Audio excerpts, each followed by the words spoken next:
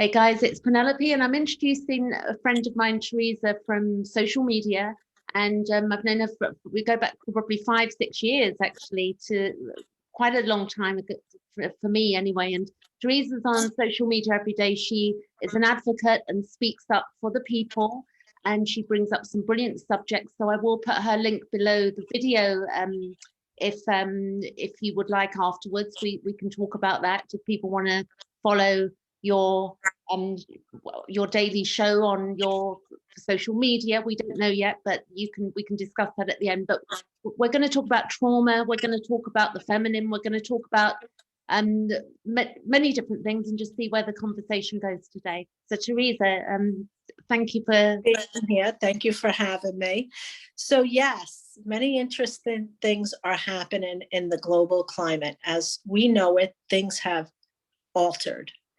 So we don't want to focus on things that are traumatizing to the point where there's no solution. We want to talk about trauma in an empowering way, as to discuss how we heal, discuss how it happens for each individually, individual differently, as we coexist in this global change. So this is your show, and you take the discussion any way that you would like to go, and I think it'll flow easily for me way. Yeah, okay. So what I've been doing is I got involved in social media, and originally I got into spirituality, and then as time went on, I saw that really wasn't hitting the, it wasn't helping me evolve my childhood trauma. So then I started looking at complex PTSD, a guy called Pete Walkers. So I'll show that book here, which is Complex PTSD from Surviving to Thriving. And he talks about the religious and the spiritual dogma and in trauma that can stop us, we're told that we can't have healthy blame, and that we've just got to accept the situation of parenting, or that parenting that's not good enough. But we've got this cycle in society where people get into the 50s, like myself, at 54 I am now, who basically ended, I've lost a lot of, I lost my livelihood trying to get, trying to heal. I actually hit a really bad low in 2016. But since then, and looking at it, I've been able to pull myself out of a hole and somehow begin to establish a new way of living without my business that I had, and also looking at my own shadow as well. So my shadow side. So I think the shadow side in society, it's become more apparent to me that there are, organizations and governments. I'm in the UK. With the COVID thing that's going on, I think there's a lot of mental health issues. I mean, this is the point I think maybe I'm trying to make, that there's a lot of mental health issues and people that have got unhealed trauma. So I don't know what what maybe you think on what I'm saying there. So I'm in the States. I'm in New York, which is a main hub for the United States. And if we speak openly and honestly, mental health has been on the rise for a number of years. And there's many factors that contribute to mental health. Mostly it is trauma. When COVID entered into our living sphere, because it is a living sphere, we are living with this daily. The fear factor combined with the already traumatizing situations that were on the table have escalated. Yeah. So how do we handle this no matter what part of the world that we're in, especially when censorship is so indoctrinated into this new way that is being proposed? How do we bring the real issues on the table and rise above it? And it's a very difficult thing to do because we're not sure what to do. But I tell you one thing that I have learned through my own transformation process. the most disingenuous thing that any one of us can do is ignore what's happening to ourselves and give our power away to the point where we can function and maintain on a daily level. And we're all have experienced that one way or another through life. So here we are. Not only have we faced trauma, we are now aware that there are forces around us that want to stifle us in many different areas. Absolutely. And as we are scurrying, and I use the word scurrying because most people are, as to what to do, there's a lot of false information out there. There's a lot of people depending on spirituality, which is a wonderful thing if you have an understanding of spirituality. But what I find is many people want to be gods or goddesses, without really knowing their connection to source, to God, to the Elohim, to Allah, Al-Shem, the all-present energy that exists. And the further we are away from the organic elements, the continuation of separation will occur, and mental illness from trauma will continue to rise. Addiction will continue to rise. Famine, disease, which we are now seeing rampantly, will continue unless we say, hey, I have a body. Yeah. I have intelligence as to do a little research. Let me work this from the inside out. And that's the hardest step, because when we look at our shadow is probably the most scariest part of self. So then we externally look for others to take that pain away from us. And it can never happen. And the codependency. So, the codependency on governments and the codependency in our relationships, seeking outside ourselves to be fixed. And, a simple example, I, with regard to having to get heal the body, I had to take some antibiotics, and my body had a bad reaction to them. I've had to go inward. I've been to have that looked at by doctor surgeries, and there's no real understanding because it's such a general thing. There are so many things that when we go to for mental health, we'll go to the doctor, for instance, and the mental health will be, take the anxiety pill. I recall in 2018 when I wanted when I was having panic attacks, anxiety from recalling childhood trauma, that I was offered anxiety tablets or cognitive behavioral therapy. And I said, I really need proper trauma psychoanalysis. Thankfully, I held out. I was given that. It took 9 months to get it through the NHS in the UK. Thankfully, we have that system here. I know that in the USA, it's much different. The system is different. The healthcare system is completely different. But in the respect that it allowed me to look inward and look at that shadow and build a bond with somebody that allowed me to begin to form a secure attachment with another human being, a therapist, the same therapist every week. And I think that had I not had that it could have sent me over the edge to seek outside myself and not look inward. So I think at some point, we don't have to have therapy to look inward.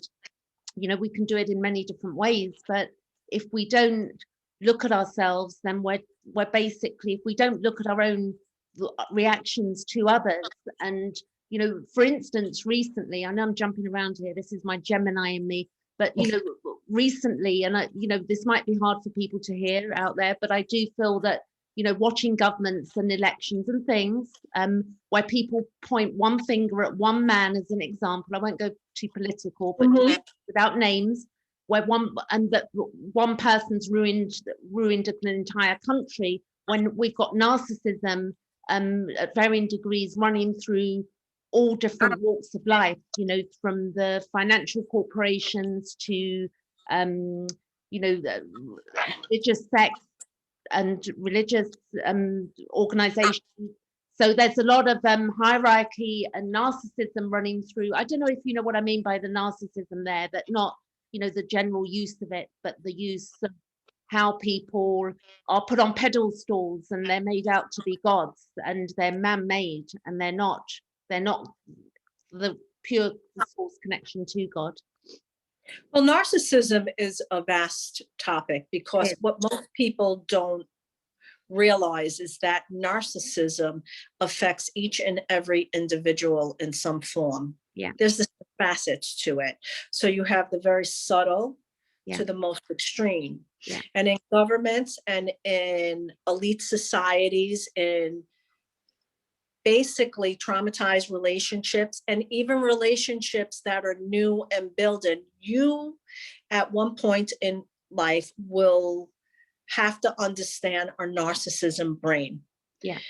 And when people are, because trauma can make it, sorry, Theresa, shy away from it, what happens is that they're uninformed. So we want to bring it up in ways that, yes, it is a traumatizing situation, and it is uncomfortable to first bring up topics that relate to that, but through perseverance and through solutions and actually working within one structure, and really just having a combination of what's real, what's tough love, when do you slack, when do you understand, is something that people are getting ready for, because they have no choice now.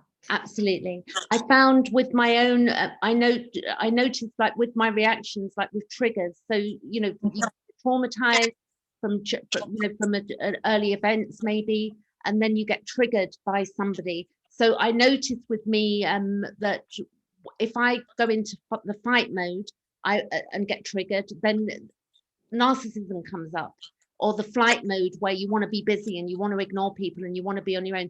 So there is healthy narcissism as well. There's a degree of healthy narcissism where I'm proud of myself that I've done certain things, and then we've got the unhealthy to the dire, where the dire side of it would be that there is just absolutely no empathy. So, and only we can observe ourselves in that. You know, it's easy to point the finger, but the more we look at ourselves and ask ourselves, where am I being, it doesn't even have to be the word narcissism. It's just, the human and the God aspect of it, bringing that back into our day-to-day activities. Well, I think that one of the things that human beings search for is for answers that sometimes we don't necessarily know what the answer is. And as we're uncovering these things and as we're searching, I think that it's okay to misstep. I think we live in a society that tells us it's either or it's black and white, or it's left or right, and there's no room for exploration. And that's a big disservice, because we don't talk on the issues that we should talk about. So we're opening one today. That's very important, because trauma dictates how people are controlled, their behavioral patterns, and then their generational patterns.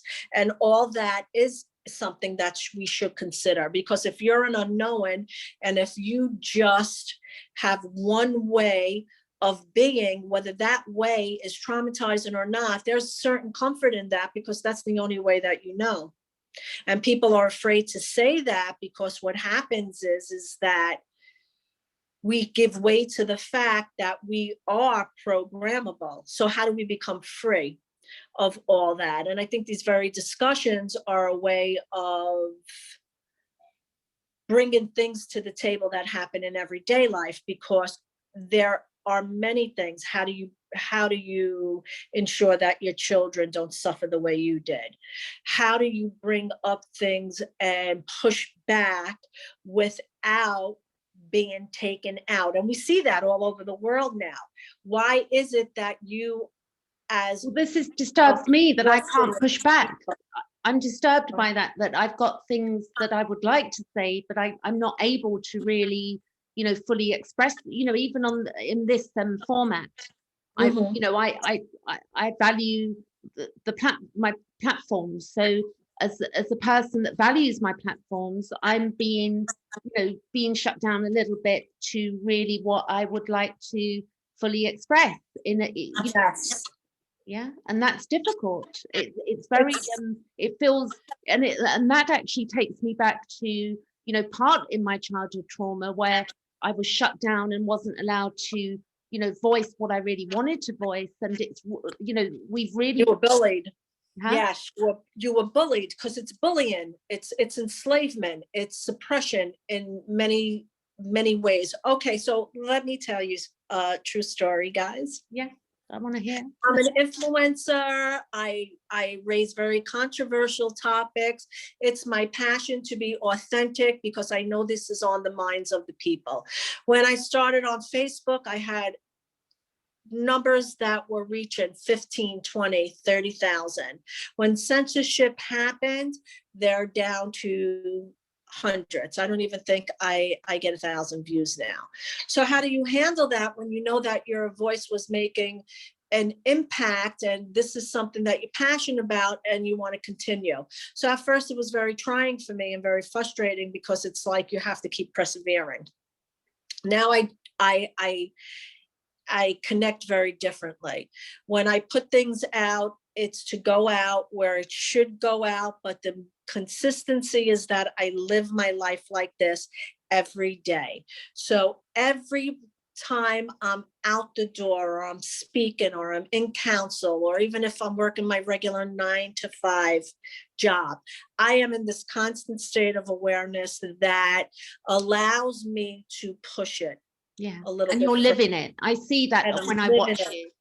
I'm living it, but that doesn't mean because I'm at this stage now that I wasn't at those stages before, because everything is experimental and exploration when you are searching for a truth that is contrary to popular demand. So if we look at this world, and half of the people that are giving their testimonies, we have to be able to weed out what relates to us in everyday life, what we can use, and ask ourselves the question, why do we give ourselves away in power? And I say it like that. Why do we give ourselves away? Because we do. The human race gives our power away to people or organizations that can't simply get themselves out of a paper bag, because it's actually very, very hilarious. I can't fathom that one of the most secure places in the United States came under siege, and the public brought that entertainment when you are commanding military personnel that are the best of the best in the world. They shouldn't even have gotten over the wall. Yeah, They should have been taken out. yeah, Figuratively speaking, but you can't say that because now it's offensive, or it's stage, or you're far left. I think that the trauma that we're seeing is also inflicted by us, because if you do you mean the collective people, that the trauma? Collective society, yes. Yeah. It's brought on by the collective society because people are afraid to say, this is not right. Where's our voices? Why don't we have a broadband that we could express ourselves? It's interesting. It's interesting. I see that, what you're saying. Yes. And it's like, I look at those things and then I see people arguing about it, and I see people getting into anger mode where there's no reason for it, because it's very simple. No matter who you are, when you're doing shadow work, when you are transforming, your culture within your heart becomes very moral, very much filled with integrity. Yeah. And you know when to take a stand and when not to be dumbed down. And most people can't say that, because what they do is they market themselves in a way that's unattainable to everyday people, because what it is, it's just a word game. But to live it, you have to experience it in your true authenticity. Can you say, I'm having a bad day? Or, you know what, I am lonely. I do want sex more, but I'm a little frigid. Yeah. What do women do? Men, what do you do? Yeah. You know, all these things are relevant. And why can't we teach our children from the mistakes that we have endured? This because nobody really speaks about those things, because they're hidden. They're hidden inside the soul. I've actually think, I've got to a point where I really feel that and that I've got nothing to hide, or there's things that we've all got skeletons in our closet. We've all done things that we don't want the world to know about, but there's the odd thing here or there, but ultimately, there's nothing to hide. I've watched a lot of people, and not judging as well, where a lot of people said, I'm not using Facebook anymore, I'm going to Telegram, where people are hiding. It's like, there's nowhere to hide. The best way is to have everything out in the open. It's like wherever you go. Huh? We're tracked through our telephone. Everybody's hiding. Everybody's running on the space. It's the same conglomerates that have been pulling the strings, only they're under different guises right now. Yeah. And that's the truth. So sooner or later, you will realize they are also corrupted those platforms. That might be just the way of tracking people to see who jumps where and who really does, what. Absolutely. So I don't think there is anything, from my own perspective, I really feel that I've got nothing to, sort of hide or cover up. It's like, this is it. And I feel, I've definitely see that a lot of people, maybe feel that your authenticity, I've been on Facebook for many, many years, and you're real. And for me, it's rare. It's so bloody rare. And I don't mean to knock anybody who's not, got that ability, because I don't know how many people have that ability. I know that, I used to, a couple of years ago, I was scared to get on Skype. I remember, 2012, you couldn't have got me on Skype. I remember that. I remember actually one of your first interviews with Todd Medina. Terrified. You were terrified. Yes, but I also observe people, and I think that you might not realize how encouraging you are to people who have suffered severe trauma. As an individual who has experienced it yourself and who has many trials and tribulations, by taking the steps that you have taken over the last several years, you have raised the bar in frequency, because you have showed people that there is hope. Yeah. And that there is transformation. But I'm not going to bloody lie to you and tell you that it's easy and it's rainbows and unicorns all the time. But I will tell you that those moments of peace and joy that you shall feel as you set yourself free is very authentic. And you shouldn't overlook that in yourself, because what happens is that then you tend to, how do I want to say it, undermine all the good you do for yourself. Because I think that people who come up and do this also should be thanked for their effort. And another, from a sister to a sister, thank you for helping those who have no voice. Yeah. I didn't have the same type of trauma that you had.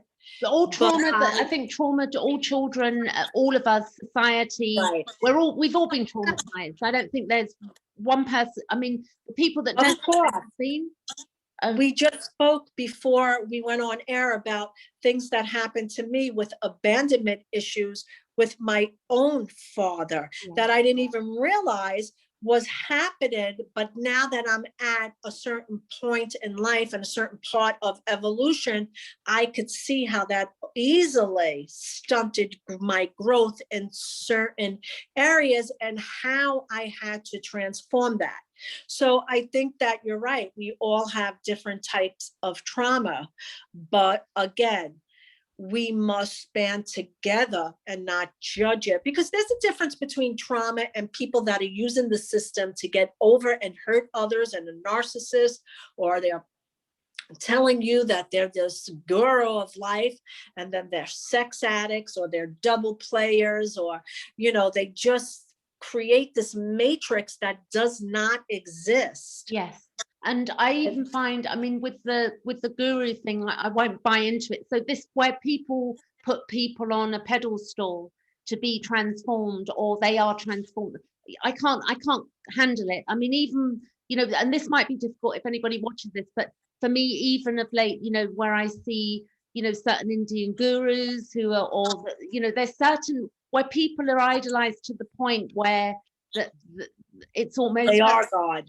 Yeah, it's very difficult for me to watch. I think that I early on I got into a bit of spirituality, which was saying, you know, surrender it and hand it all over to God. But you know that we have to, you know, I get that bit fundamentally, but I do feel, you know, we have to be proactive, and sometimes it is. I'm not religious, but somebody brought up yesterday where Jesus in the temple threw the tables, where he threw. Yeah. So Over the point where, you know, we do, like, you know, we get that healthy rage or anger and just say, you know, to hell with this. Enough is enough. Yes, enough is enough. And we've all been shut down where we can't say enough is enough. And I don't know where this is going to head. I mean, I'm watching. I'm doing my bit. I'm being creative, but I am watching. And part of this, I thought, with the feminine, and not so much just sticking to the feminine, but, you know, doing this each week, and then maybe, you know, repeating guests, and just absolutely, you're growing to an audience that's diverse, you know. So my view on the divine feminine and the divine masculine is simply this: I think we all have attributes that allow us to streamline the both personalities, because they are personalities and they are different forms. What I don't respect in the community is when people take this divine feminine and this divine masculine, and it's almost a cruelty. They want to punish the divine masculine, or the divine masculine uses that to manipulate the divine feminine. And you see all these women who stand up for this paradigm that is almost cult-like, and they're mean people, and they treat their partners horribly. And it's very apparent, because I am one that believes through partnership, through sacredness, everybody irons out their differences, because you're acclimating. But to constantly look for a twin flame or a soulmate or someone that is your other half, but to do it haphazardly and with old patterns, that in itself is a miss. Yes, I agree. I mean, I've gone into, it's, you know, the idea of what I seek is not outside myself. Like, nobody's going to fulfill that. And the codependency that I was, you know, sort of reared into, like, or the abandonment. So for me, I tend to be anxious and avoidant. So I'll be anxious avoidant, but then I can also be insecure, anxious, insecure, depending on what I'm dealing with. What I've learned through doing my meetups, I started a meetup group in London years ago, and I didn't attend it. I did 3 meetings, 2016, and then I headed into a breakdown. Which was really good for me on hindsight. I lost my business. I lost my business of 30 years. So the loss of these things was very healthy for me to lose that veneer of, you know, I've got my own company, and I'm, you know, I am. Losing that actually helped me to begin to go inward and look at what's causing this pain. You know, beyond the drinking a bottle of wine a night, and, you know, and not, you know, and not being able to, not intentionally, but not being able to get past that. So the loss of things, actually, I feel richer now than I did when I, you know, when you thought you were established. Yes, and I understand that. So I live my life very simply now. I live my life more and more connected to the earth. And I didn't know what that meant because there's so many theories on that. And it can be very confusing that we are one, because when people use that, they use that term so loosely. And then you see some of the people that are speaking and they want you to have unconditional love and forgiveness in all these capacities that are unhealthy. Yeah. And what's the connection with the earth and how do we coexist? And I've learned that God takes care of things in a very universal way. And because we don't listen and we are over anxious, we miss those things. And we forget that our sustainability is not only in the material, because I'm not ashamed to say I like nice things. Yeah. I'm not greedy with nice things, you know, and I'm not a hoarder, but I know the flip side of niceness and to have nothing, you know, that type of thing. But what people tend to gloss over is that sometimes the simplicity of just sharing a meal or not being in competition and understanding that your way is different from someone else's way, but if they're authentic and they're genuine, why can't you break bread and keep just moving on? And then when you meet, you meet. Or, you know, why is it that we are frowned upon when we're not all about love and light, and we're bringing up the real issues like you're a fake, you're giving more false information, you're hurting people, you're hurting me. And although I don't wish you no harm, I'm not going to stand here and condone that, because I live by a universal principle that allows me to understand how that wheel works. While sometimes I'm very, you know, I think there's always a cliche because I'm very passionate on air and this is what I believe and this is what I'm raising, but my personal life has a very soft side to it. It has a very selective side to it. It has a very sacred side to it. So when I am in ritual, whether that be in meditation or music or practicing something that is being introduced to me, I don't use it as a marketing tool. If I like it, it's like buying music to me, you know what I mean? I enjoy it, but I don't focus on that's it and that's the person, because I know that I would be disappointed every single time. Yeah. So I think once we could break these barriers and really speak about it, I think that will go forward. Lots of people say, you know, why didn't you go on TikTok? Why don't you read cards? Why don't you do this? You have this ability. And I feel like, yes, I can read cards. I don't really need the cards to read you, but I can do all that. I says, that's not where my passion is. I don't, you know, to me, those are superficial tools that I use, but I call them superficial, not because they're not sacred. It's because I'm not here for entertainment. There's a difference, you know? And I think that's where people are disappointed in the spiritual world. I think people don't know God. I think God has been erased from our life, whatever God is to you. Yeah, absolutely. And for me, those things are disrespectful, because I found that the more I trust in a higher energy to lead or to help me balance or to help me solve things, along with my human interaction, because let's face it, I'm never going to come on here and say, I'm not human, I'm from this planet and I was only brought here to do A, B, and C. That's not my style. And people that really isn't. I'm here saying I'm a divine human who does not remember her origins. We don't know all the answers, but I've discovered this phenomenal energy. I discovered we also have a shadow self and it could destroy us. And I know about that, but now I'm seeking a different path. And if you don't like it, it's fine.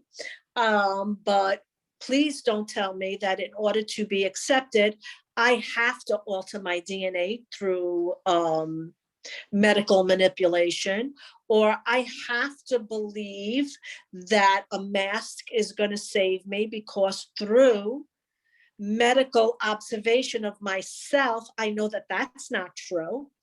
And where does the line of respect come in? Because I understand people are confused. So neither in my own discovery am I going to be ignorant to somebody else who believes differently. But on the same token, I'm not going to be shamed either and bullied. So it's always like, we're always like in this awareness and we're always exercising it. And I think as we continue to live it, then people say they do make a difference because they're making a difference to themselves first. I do think that as the months go on and towards the end of the year, that, you know, that we'll begin to see whatever's going to unfold is going to be what we need to unfold. It's going to unfold. I mean, we can't tell the future, but the point is that, you know, I'm sitting here, I'm in London and I'm just getting on with my YouTubes and my whatever I do, you know, my posting or writing or reading. And I'm an observer of this. I'm not in a hurry. You know, I'm looking after myself. I'm taking my supplements. I'm eating good food. I'm in a hurry to fix myself of anything. And I'm just making sure I take care of myself. And I do feel, you know, it's to the point, you know, I think I'm popping out for 20 minutes a day. I mean, I'm amazed that the people like yourself, you're going out working through this every day as well. That I've been out from the very beginning. And I have to tell you, the first few weeks, the first day that I went to work, and it was, I never shut down. And I was driving and everything was quiet and still and eerie, was like really like a very intuitive moment for me. Then as the days go on and you see when it's not as populated, things become cleaner. The air becomes clearer.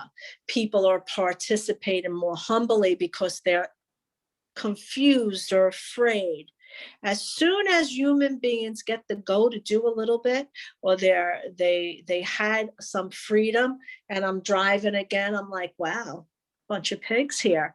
Garbage on the side of the road, you know, like, because it's or people just very like, they're out of cages and they have no empathy anymore. And I'm like, if we don't speak about this and if we don't stop it, they will have completed 3/4 of their operation. And so we are, what are we? We're influencers, we're resistors, but we're really none of that. We're people who believe in a higher order, and we understand that there's a darker side. And I'm just saying that metaphorically, and we get it. And we choose, we made a choice that we don't want to live that way. And we're not hurting anyone. But if we stand up and speak about questions that are a little discerning to others who have power, we're right away considered the enemy. And I think that that's a very big injustice for humanity. And I think very, you know, for me, the way I see the world, in my own, you know, in my own space, the way I see it is that every one of us that exists is leaving this place at some point, you know, not from a negative aspect, but we're all, but I don't think, you know, there's a lack of an awareness of that. And when we're watching, you know, people that, to me, we're human beings, we're equal, you know, it's equal in the sense that, of course, there are all of these differences of geographics, money, whatever, and nobody actually really is in charge, that it's quite an illusion that we're looking up to people and thinking they're gonna make everything pretty and sort everything out, because it starts within me.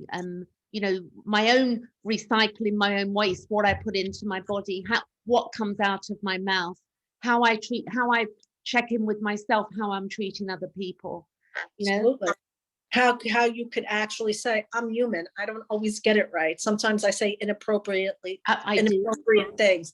Yeah. Sometimes I screw up in friendship. I've experienced that in life because we're grown. But now, since I've experienced those episodes that are not conducive to my body, what do I do differently? And this is what I do differently. I listen a little bit more. If I know that something is not going to work from my intuitive design, I'm not going to push it. I'm not going to go where I know that, in a sense, I will be abandoned anymore, because I'm searching to fix that. Well, sometimes we are abandoned, and sometimes these things happen. And yes, they're very bittersweet and they're very trying, but now we move forward.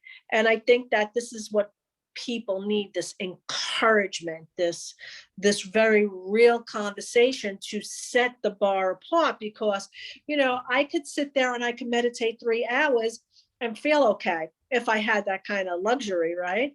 And then as soon as I come into my 3D reality, it might happen that I can't experience that euphoria that I just experienced. So how do I take that euphoria and how do I work it to help me with the challenges and actually instill solutions? But when you speak like that, people think you're an oddball because, oh, you don't believe in the agenda? No, I don't believe in that agenda. That's going to kill me. So if I'm going to die, at least let me die my way. And when you're very blunt like that with people, they become aghast. They're like, who does she think she is? Oh, I'm nobody. Yeah, I'm nobody. and that's something and how little, you know, the more I realize I know nothing. You know, I'm 54. I know nothing. I've read all these books. I think I went through stages where I thought I knew it all, but I really know nothing. And even with, you know, unconditional love, I mean, you know, this is the idea of, I've heard this from so many, you know, spiritual men on occasion as well, you know, and it just seems like an agenda with some of these terms, you know, the surrendering of it, it's an agenda.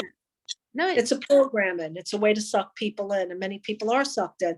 So I notice, like, the women that are, and I'll speak of women and then I'll speak of men too. So I notice the women that are drawn to these gurus, they're very like unsure of themselves, or they're very eager to please, or they go for this ideology where they think that that person is going to save them. Or maybe it's just that they think that these people are very sincere because they're very cunning.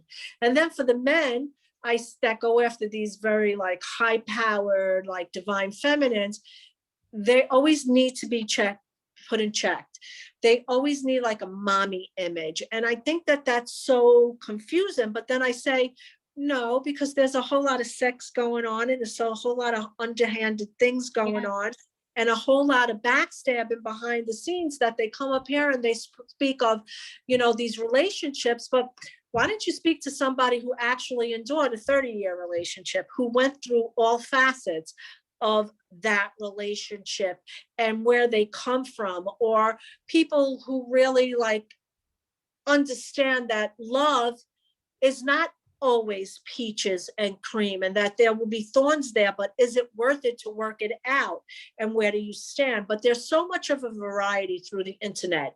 Sex for sale, you name it, it's for sale.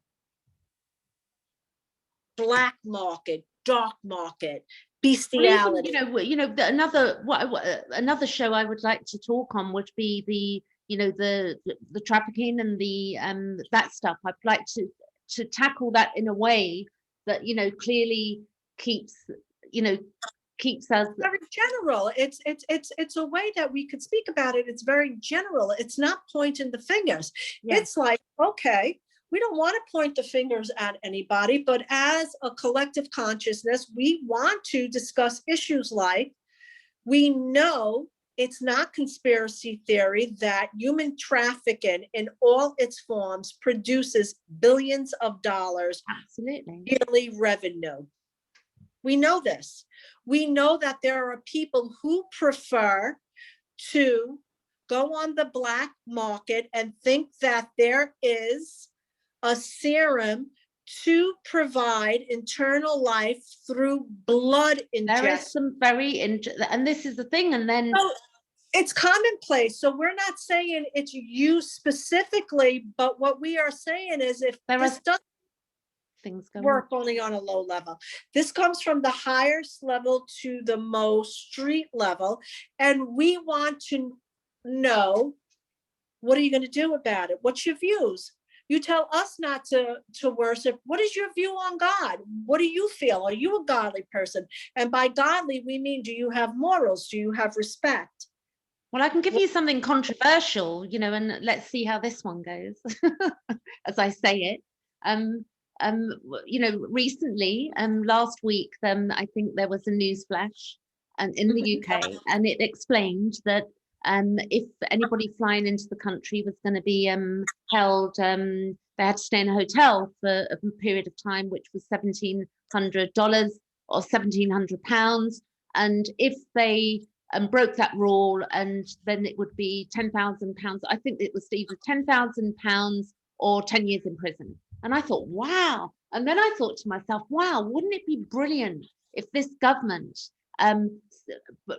put on the airways, on the news, that if you're a paedophile or you're trafficking somebody and you get caught, then you're going to get 10 years or £10,000, you know, whatever. I thought, how do we shift and change this stuff instead of, you know, it's like pussyfooting around. So I could, you know, it's a whole subject, but it is pussyfooting around when, you know, it's almost like many adults and children in the body of, you know, a child being childlike and not mature in our seeing what's going on and saying, look, we need to solve this issue.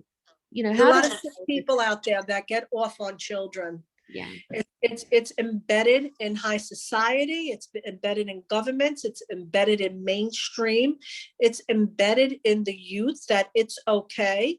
It is a harvesting cycle that if we don't teach our children what to be aware of, and if we don't protect them, and if we don't raise these issues, then we will pussyfoot around it.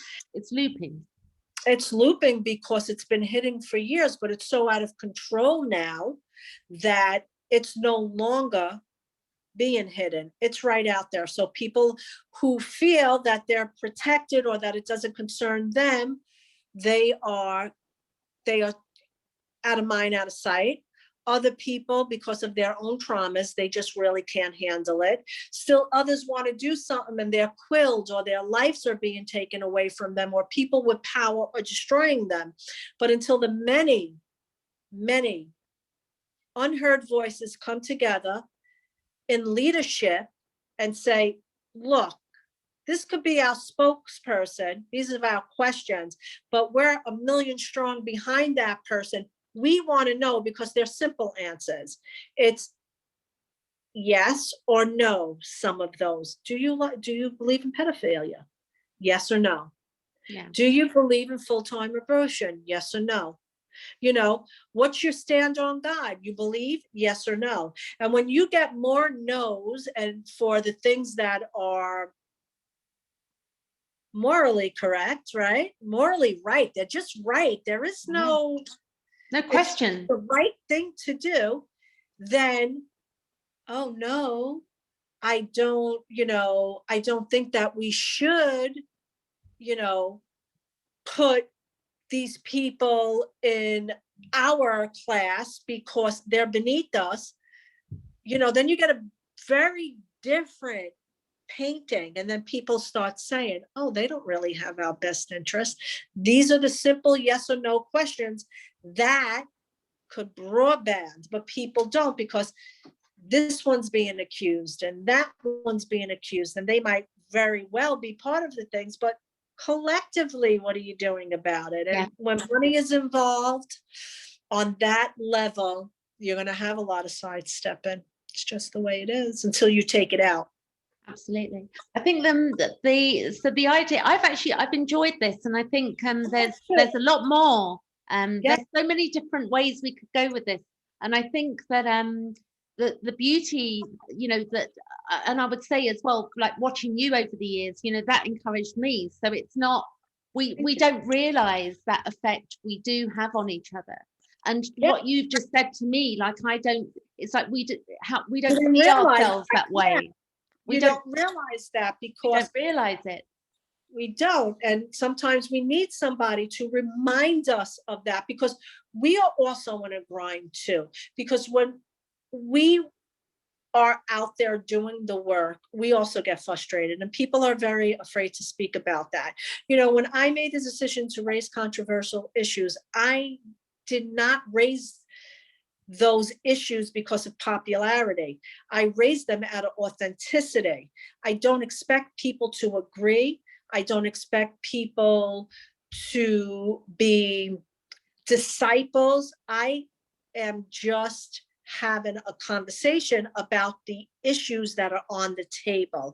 I think what happens is that because we meet a lot of opposition, and this last year has been the most grueling, what happens is that then we could become a little dull around the edges and say, is I this think that has really happened. I think Yes. it's like, you know, it's almost like we want to get it out, and where there's part, I mean, I can be quite outspoken.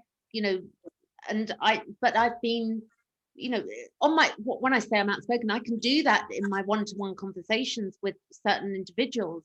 But, Yeah. you know, now we've been, you know, we have been shut down. There's a few people that I've seen that are managing it really beautifully, and I'm not a follower or a fan particularly, but Russell Brand is managing to get away with saying certain things. You know, he's managing to get around, whereas other people are being, you know, shut down. So I'd like to ask him a few questions as well. you would, him. I mean, I'm not a follower of his. Do you like, what's your view on his work? Or I would like to ask him some questions about, you know, the darker sides of things that do exist. Here's a person who was involved with many different aspects of the entertainment business. Also, he was an addict, which he speaks openly about. yeah, But, you know, why is it that, you know, people are not raising the issues about the things that they really have witnessed that have been deemed conspiracy theory, but where they're just a commonality, yeah. you know? And I think that people like that should be put on the spot, because they use their entertainment, I'm not saying him particularly, to dullify things for people. And I don't think that, I think that when I you are agree. that much of an influencer, you could do so much more. So really, where is your stand? But I haven't gotten that. Absolutely. So I would add, I'm not, you know, I tend to be, you know, I observe these things on social media, so it's not so much following people, but Yeah, me too. I just observed. so I observe, and when I see, when I've seen, I do understand what you're saying there, absolutely, on the getting down and the getting real, and I'm hoping that as time goes on that we will, you know, particularly on cases of where there is the sexual abuse in the religious sectors, and also that we actually are allowed to just speak up and not be shut down, because I can feel it in me. There's part of me today that's, you know, you know, there's part of me that's having to be aware of what I'm saying, and yet I know that I'm generally very graceful when I say things, and I wouldn't, it's not about blame, it's about awareness to, you know, clean things up, and we can't clean things up if we're not allowed to speak about them. Well, we can't speak about uncomfortable issues. I don't think that anybody has ever put any religious delegate to the test and say, your house is dirty, not your disciples. Your house is dirty. Why don't you clean it up?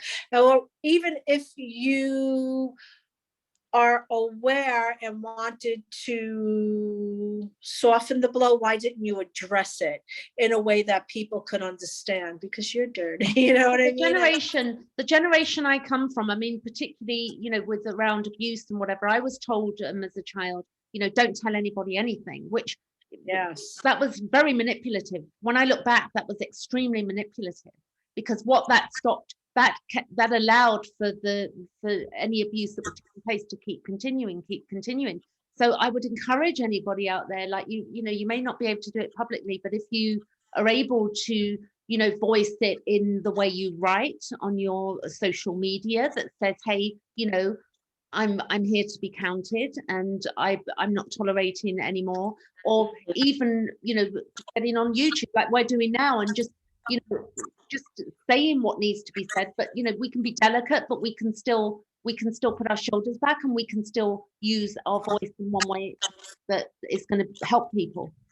Yes, because the struggle is real. It's being totally authentic, not, as you said, that's what I've, you know, this is what drew me to you, and this is why I've been around for years. This is the first time we've, you know, in all of these years I've known you, we've sat face to face like this.